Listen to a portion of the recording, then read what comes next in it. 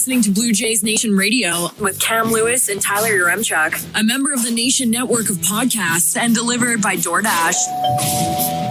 Episode 103 of Blue Jays Nation Radio. Yaremchuk and Coombsy with you, doing it a little bit different.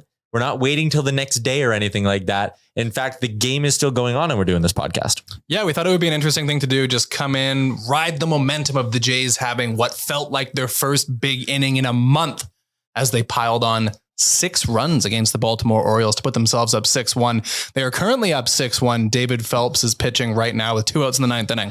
And we are feeling good. We are feeling good. That's why we decided to start early. We're like, there's no way the Jays blow a 6-1 9th inning lead to the Baltimore Orioles. Knock on wood. David Phelps has 2 strikes and 1 out. Not that we're legally allowed to give you any sort of play-by-play. Don't come at us, Sportsnet. We do not have express written consent of Blue Jays baseball to do that. Yeah, it's not actually happening. We're just making it up. We're not even watching the game. I don't even know what we're talking about. Yeah. All right. As always, the podcast is brought to you by both our friends at DoorDash. BGN Pod DD gets first-time users of the app 25% off and no delivery fees.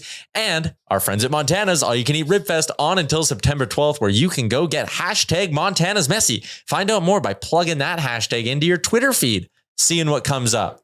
Might even see some content from the 2 of us. Yeah, speaking of things getting messy, the wild card race right now is really messy. It's Montana's messy. It's chaotic. Yeah. And thankfully, the Blue Jays have just won the game. Allegedly. they apparently won the game. And I don't know. But the wild card race was getting super intense. But the Blue Jays did avoid getting swept by the Orioles. And they are now a game and a half up on Baltimore again. I will say, if you had told me, and I hate to be a downer here because we have momentum right now, but it has to be brought up that if you had told me back in like March, April that we'd be charged up avoiding a sweep in August against the Baltimore Orioles because they're right on our tails in the playoff race, I wouldn't have been happy. I wouldn't have believed you. I would have told you to fuck off. Yeah, I also wouldn't have been happy at all, but they are a game and a half up now. So before we get into 3 up, 3 down, let's talk about the inning that saved this game and saved the series. And the season, really. Let's be real here. Yeah, so that's where I wanted to go with it, actually, was they score 6 runs in the 7th against Baltimore. George Springer comes through for them with his 1,000th career hit that gets the rally going. Is this a season turning point, or is this a small drop of happiness in a large bucket of urine?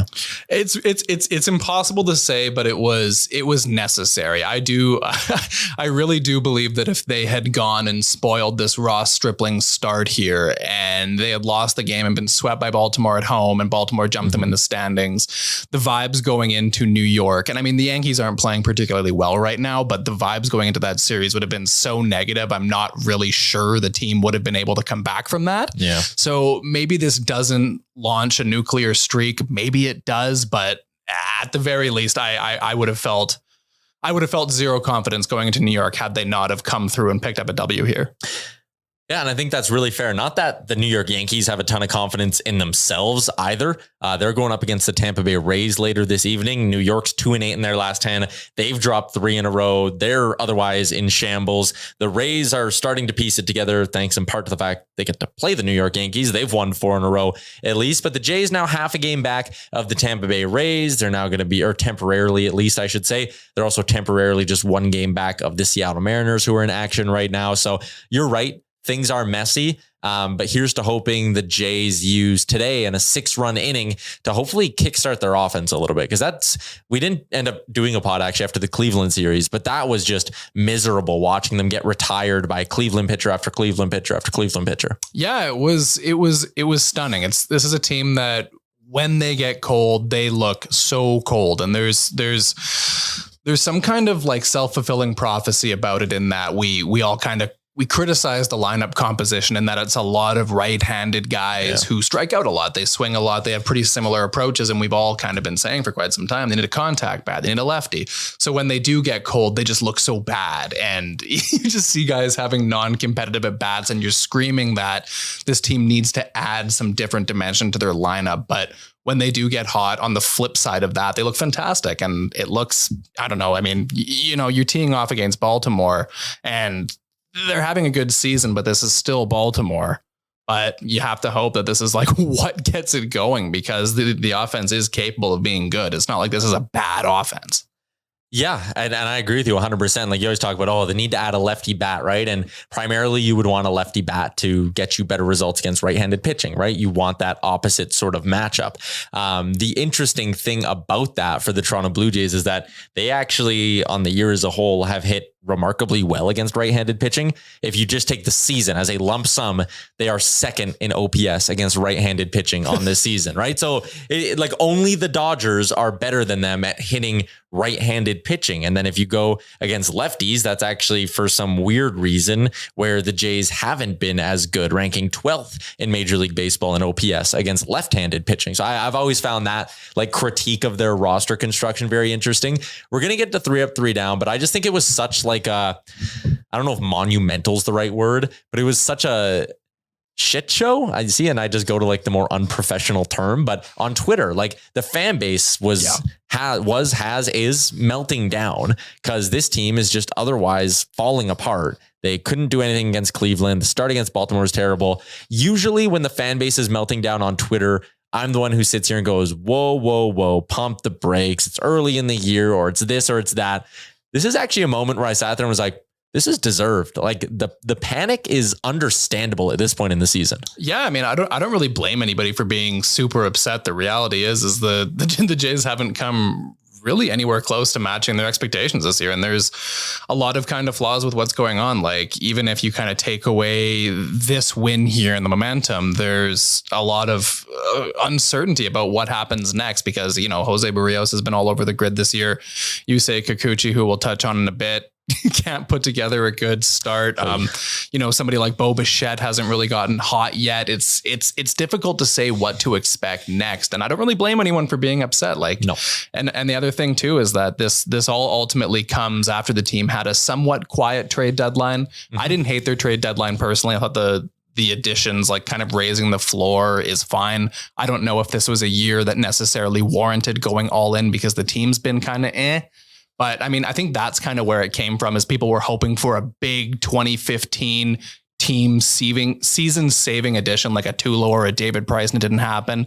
And that's where I think the negativity is kind of coming from. But quite honestly, like one good inning like we saw today against Baltimore, and everyone's opinion is going to change. If the Jays roll in and win the first game in New York, we're going to be talking about how this team's going to the World Series. Like, that's how quickly things change. And that's baseball.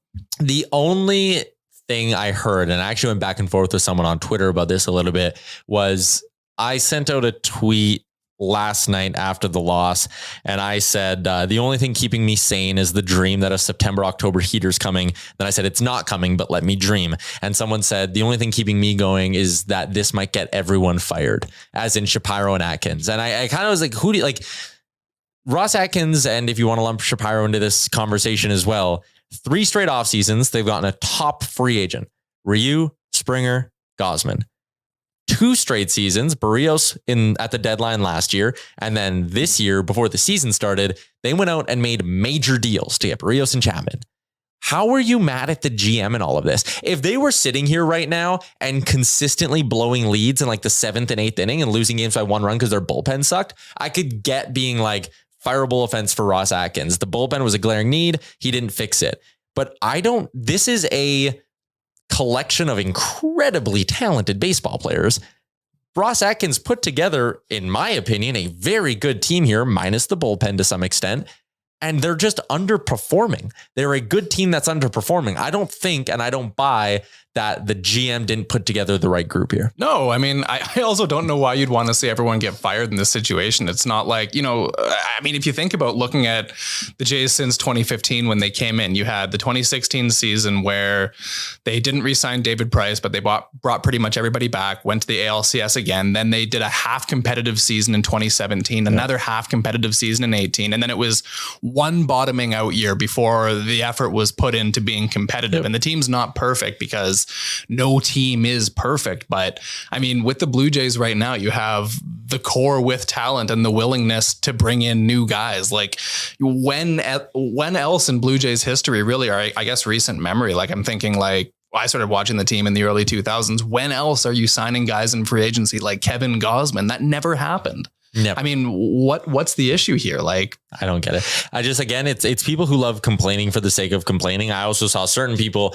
who were very vocal about firing Charlie suddenly doing the whole like, maybe it wasn't the manager thing. And it's like, okay, well, you were one of the people sitting there being like, fire him.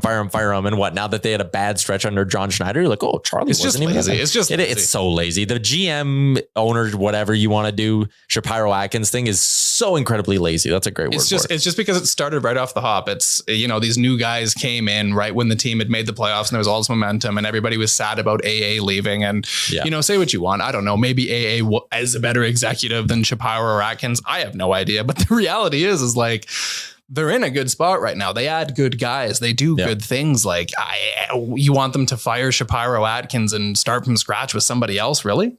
You want to go through this all again? Makes no sense.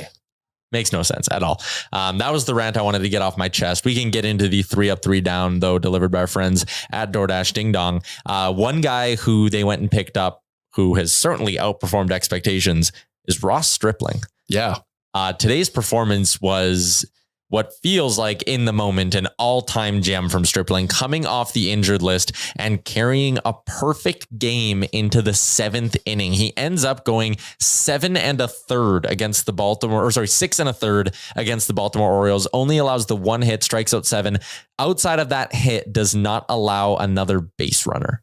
Remarkable. Yeah, it was an absolute masterclass from Stripling. And I pointed this out on the Blue Jays Nation Twitter account that his season this year reminds me a lot of Marco Estrada's season in 2015. Wow. So the Jays went out and they acquired Marco Estrada ahead of the 2015 season in the deal from Milwaukee, and they sent back Adam Lind.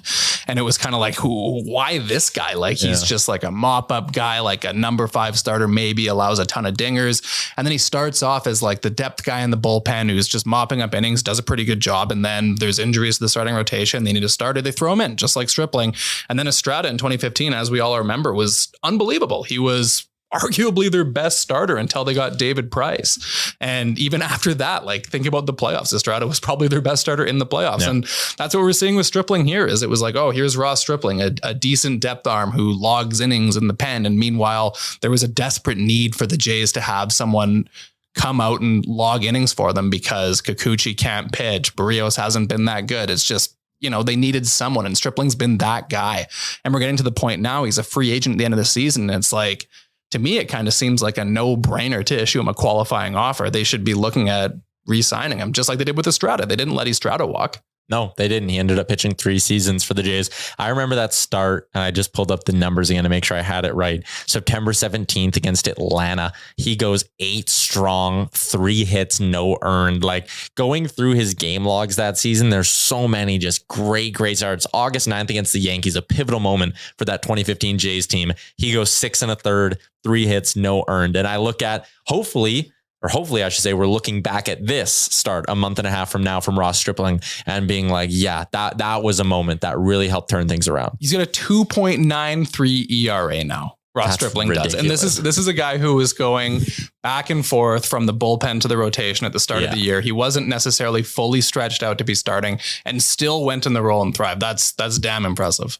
Incredibly impressive. Ross Stripling gets our first up for this series against the Baltimore Orioles. There was some fear. You and I watched this game together for the most part that, they're going to blow this. They're going to lose 1-0 and the Stripling start's going to be all for nothing. That wasn't the case. Springer comes through, big hit. Santiago Espinal comes through, double to the fence. Springer hustles home. The emotion on his face when he does it, like, he was wildly fired up. That was great. But they really needed a big inning. It feels like it's been a month since his team has had an inning like that. Yeah, we've said this a million times in the podcast, but the nice thing about having George Springer here is that he always seems to be the guy who comes up in big games. He when the games mean more, when you're in situations like this, when you're in a race in September, and we saw it last year too. And then when you're in the playoffs, we've seen it with him with Houston. He's always the one that comes and plays better when the stakes are high. And that's why it's so important for the Blue Jays to have George Springer healthy. When he was on the injured list, the team just had the life sucked out of them. And I mean, now I like he comes back and he doesn't light the team on fire in the first 2 games, but lo and behold, he's the one that comes through and kind of really sparks this rally. And it just goes to show how important his presence is on the team and how desperately the Jays need for him not to get injured again this season. Yeah, keeping him healthy is going to be important. I wouldn't be the least bit surprised if how they handled him in this Baltimore series is every series for the rest of the regular season. Play the first two, sit the third. We need you, we'll bring you in, but you're not playing a full series because the last thing you want is him to tweak something that puts him out another month. Like they need to be real careful with Springer. Yeah, we've talked about this many times, and it's that the Jays need to keep their DH spot open, and it's for reasons like this. It's George Springer's in a spot right now where he can't necessarily be playing in the outfield every day because if he throws a ball in too hard, he might hurt himself, and then he might not be able to swing. They need his bat.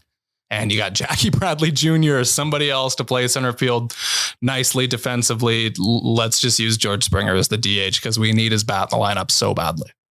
Yeah, that's bang on. We had the return of Springer as our third up, but we kind of lumped that into the big inning. So I'll go ahead and give some love to Vladimir Guerrero Jr., who hit back-to-back dingers in dingers in back-to-back games in the first and second games of this series against Baltimore. He's had a really nice kind of stretch here. I know the last 7 games maybe haven't been pretty, but over the last month, Vladdy's been one of the better hitters in the majors. Yeah, he had a huge hitting streak, and it just kind of flew under the radar. I think that's kind of the unfortunate thing for Vladdy is he set the tempo last year with the season that we all kind of expect him just to have be his baseline. And even when he puts together a very good season like he's having right now, people are like, I don't know if Vladdy's that good. And it's like, well, he is. You kind of see it in a series like this with Baltimore as he's still like a phenomenal hitter. I mean, how long was his hitting streak? That was nearly like 20 games, wasn't it? Yeah, it was one of the longer ones going in the majors this season, actually. But we actually talked about that exact thing in one of our season previews where we were like, hey, Vladdy, like everyone needed to temper their expectations on Vladdy because even the best of the best don't go nuclear and historic every year, let alone going nuclear and historic in back-to-back seasons when they're 23 and 24 years old or whatever, right? Like everyone needed to crank down their expectations of Vladdy. And I feel like maybe the first half of the season, him starting as slow as he did, or there being some lulls in the first half of the season for Vladdy is probably a better way to put it. I feel like that maybe reset everyone's expectations on him. And I hope we can appreciate what he's bringing a little bit more because this still is not the Vladdy we saw last year for the whole year, but I think he's showing signs and glimpses of getting back to that point. Yeah, exactly. And I mean, we also have to consider, remember early on in the season, there was also the whole dead ball situation. So our perception, I guess, of everyone early in the season is somewhat warped. So I think we did have a bit of again, this is kind of the self-fulfilling prophecy. We had a bit of a negative view of what was going on. And I think Vladdy's kind of shattered that. His OPS is all the way up to 859. I don't think there's much concern here. Fair enough. So those are the 3 ups we have right now in the moment. They won 6-1 today. We're feeling good. They're going to New York. It's fine right now. But 5 hours ago, it really wasn't fine. So let's get into the down of this thing and a big story that kind of broke, you could say, today. Yusei Kikuchi is not in the rotation anymore.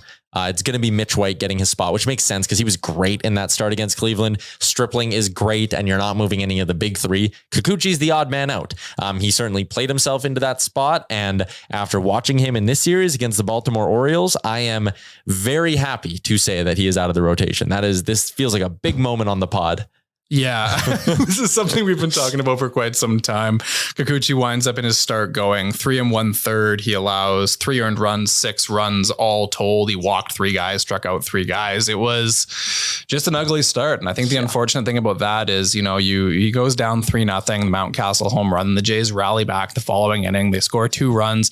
Looked like they could have scored some more runs, but the bats seemed to be rolling. And then Kikuchi came out and it was just not throwing strikes. And I mean, there was a little bit of misfortune on his part in that Beau wasn't able to make a play at short. It wasn't an easy play, but whatever. And then he just goes and has a disastrous inning. It stretches on for like half an hour and the bats, by then the momentum is all completely sucked out of the game and you just can't have that anymore. And that's what we've seen over and over and over again with Kikuchi. He pitches, only goes 2 or 3 innings. Toronto's bullpen gets taxed. Like in this game, again, it's 3 2/3 innings from Richards and Thornton, which are your mop-up guys. And then since Kikuchi didn't go deep at all, you have to use Pop and Simber, which are 2 of your more leverage guys, which sucks. That's really not ideal. So at this point, I have no idea what to expect from Kikuchi. Can he go into the bullpen and toss an inning or 2 at a time and try and figure it out? I have no idea if he's, terrible as a reliever. Do you just stash him on the injured list? September is right around the corner, so rosters are going to expand. Maybe, I don't know, maybe you just let him pitch only in non-leveraged spots.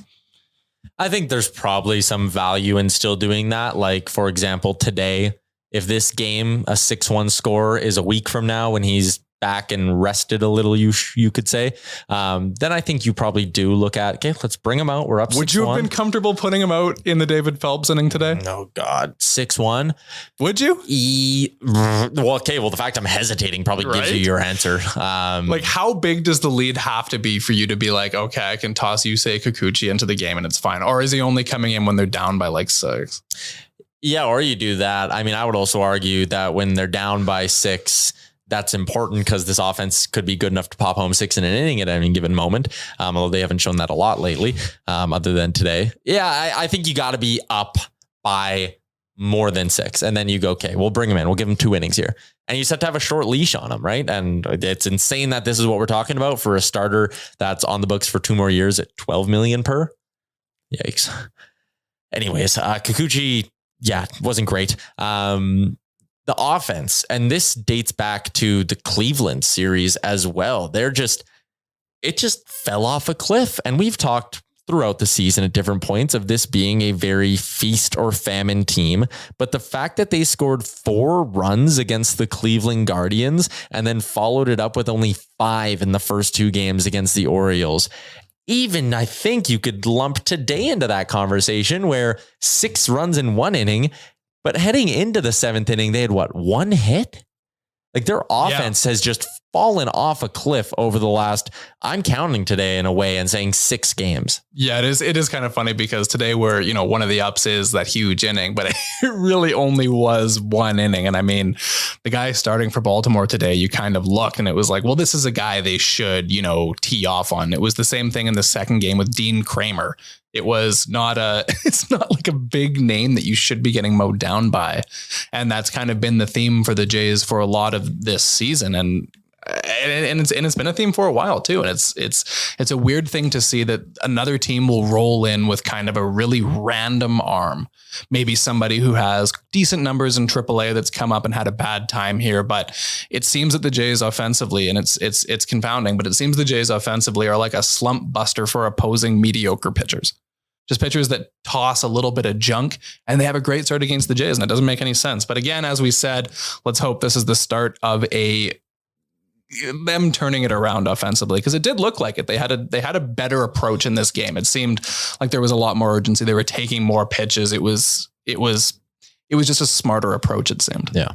Austin Voth with the Nationals this season had a 10.13 ERA. In parts of the last 5 years, this from Mike Petrillo, he had a 5.7 ERA over the parts of 5 seasons. So far with the Orioles, 48 innings, 2.81 ERA. Okay. Everything works for the Orioles right now. That doesn't make sense. Like, no. The fact that you said that sentence out loud is absolutely whack to me, because the Orioles were so bad for that like handful of years. And it's like, oh, great. Like the last thing we need in the fucking American League East, where you already have like the free spending Yankees and Red Sox, and then like the fucking pesky Rays who can always just find guys to be good. The last thing we need is for the Baltimore Orioles to become like this pitching factory where they're finding guys on waivers and turning them into like ace arms. Yeah. That is the last thing we need. John Schneider, while we're recording this, actually confirms Mitch White will start Saturday. And Yusei Kikuchi is going to be pitching out of the bullpen going forward. So now we know that for sure. Cool. The offense has fallen off. One guy who definitely deserves some of the blame for that is Beau Buchette, batting a career low 7th in the order. They moved him up to 6th today, and he hit a double. He ended up going 2 for 4 actually in this one too. But that's a guy who they could use a Beau heater right about now. Hey. Yeah, no, seriously. His OPS for the season is at 730 after today's game, in which he went 2 for 4. It's really stunning. He hasn't really had a hot streak yet this year. We've all kind of been waiting for it. And I think it must have been last week, 2 weeks ago, he had a huge game. We were like, here it is. Beau's going to get on fire. 2 dingers. It was like, let's go. It was against Baltimore. Yeah, that's right. It was in the last series against Baltimore when the rain delay kind of zapped the momentum, and it hasn't happened. It seems he looks very frustrated. It looks like he's having a bad time. It looks like the struggles he's had this season have started to wear on him mentally. Yeah. And it would just be nice to see him kind of go off, but there haven't really been all that many signs of that necessarily happening. Little bit of silver lining. He made a very sharp defensive play today. He did. That was nice with the bare hand charging it in. And I mean, that in a way could have saved him a run. He's been far from bad. A lot. Yep. I've seen a lot of people online be kind of like, oh, like this guy's a bum. He's someone they should move on from in the offseason. Yeah, that's insane. He's a year removed from being one of the best shortstops in Major League Baseball, and he's having a down season. Again, this is the same conversation we had 10 minutes ago about Vladdy. It's Beau had a great season in 2021. That doesn't necessarily mean that's going to be the exact season he has every single year. You know? Yeah, like players have up and down seasons. That happens, especially in a sport like baseball. Like, I don't know. People love freaking out about this stuff and doing the whole like, oh, he's a bust. You can never win with Beau Buchette as your shortstop. And it's like, what are we even doing here? I saw someone mockingly say they were like, well, it's a good thing they wouldn't trade Beau for Juan Soto. And it's like, well, how do you know that Washington wanted Beau in return for Juan Soto? Yeah, well, yeah, that too, right? Like if you as a Jays fan think Juan Soto is so junk, why do you then think the Nationals would want him for Juan Soto? Like, come on. Yeah. No, what you meant is that Beau is so junk. Why would they? Not Juan Soto is so junk. Yeah. Okay, I got it. I think we're confused. Yeah, we're always confused. That happens. Where Montana's messy right now. I will say, since we've gotten back into like an in-studio situation together, I feel like our rapport's improved. You think so? I think so. It's nice to be able to look at you.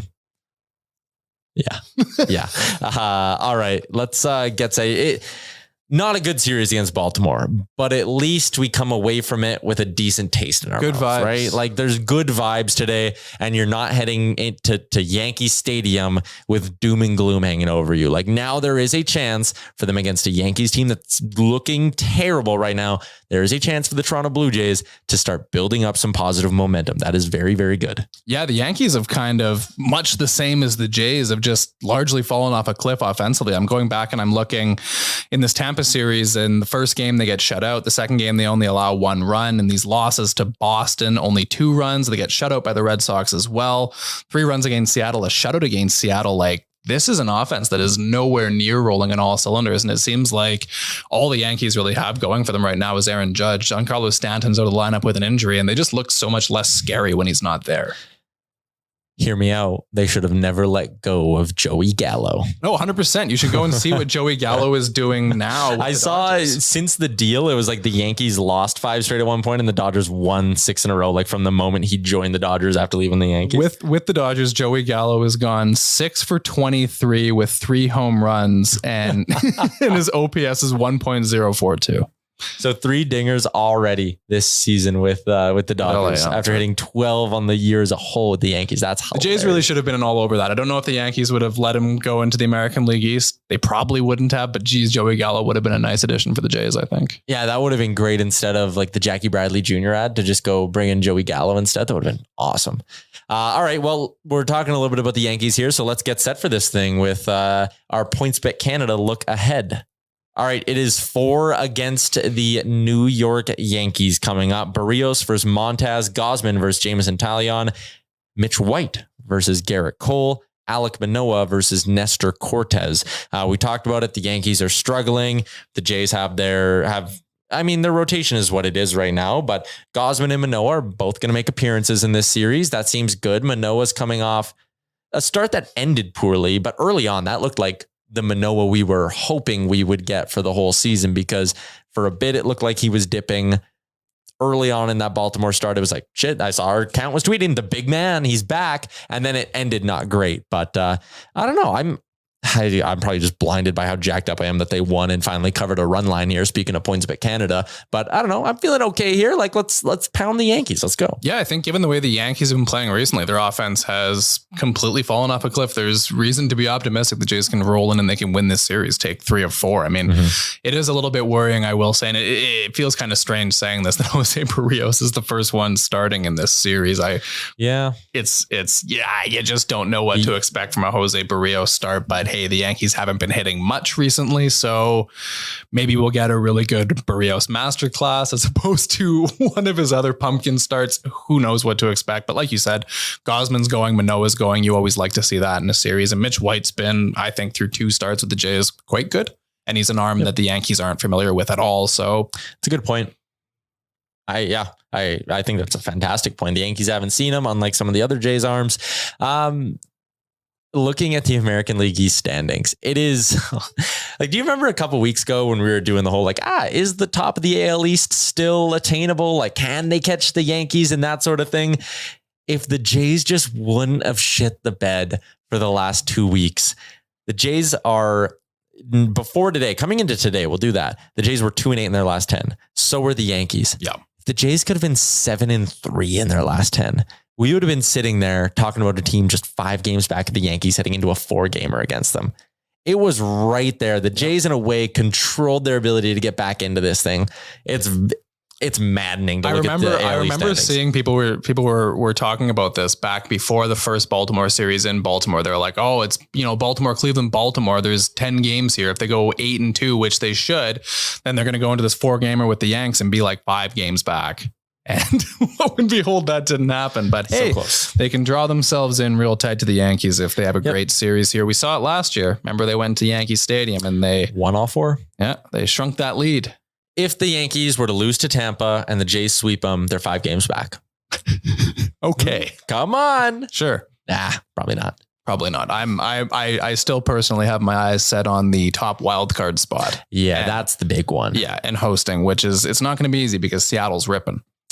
Seattle is hot. Tampa's hot. Always worried about exactly the Tampa Bay Rays. And also, again, just looking at the Jays schedule, there's so many, not just big important series, but like long series against teams they're right up against, like 4 against the Orioles. You get 5 against the Rays. That finish in September, in the second half of September, is going to be really intense here. It's going to be a lot of games against the American League. It's going to be, so how they finish off, it's, they're going to be, it's almost exclusively AL East of the second half here. It's except for a 2-gamer against the Phillies. Cause it's on September 12th, they start a 5-gamer against the Rays. That's going to suck. Yeah. And then at least it's at the Dome.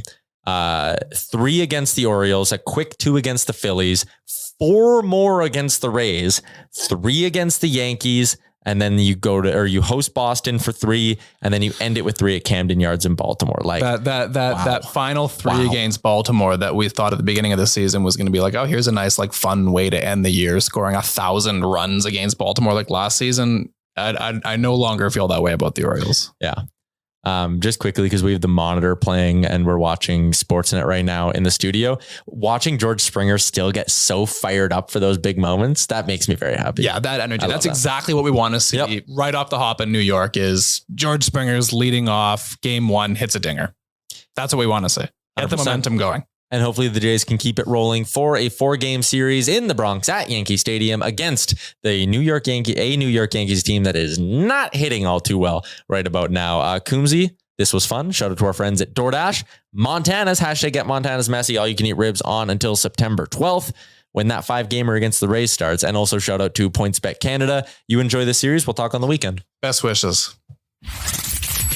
Thanks for tuning in to Blue Jays Nation Radio, a member of the Nation Network of podcasts and delivered by DoorDash. Don't forget to like and subscribe wherever you get your podcasts from to never miss an episode.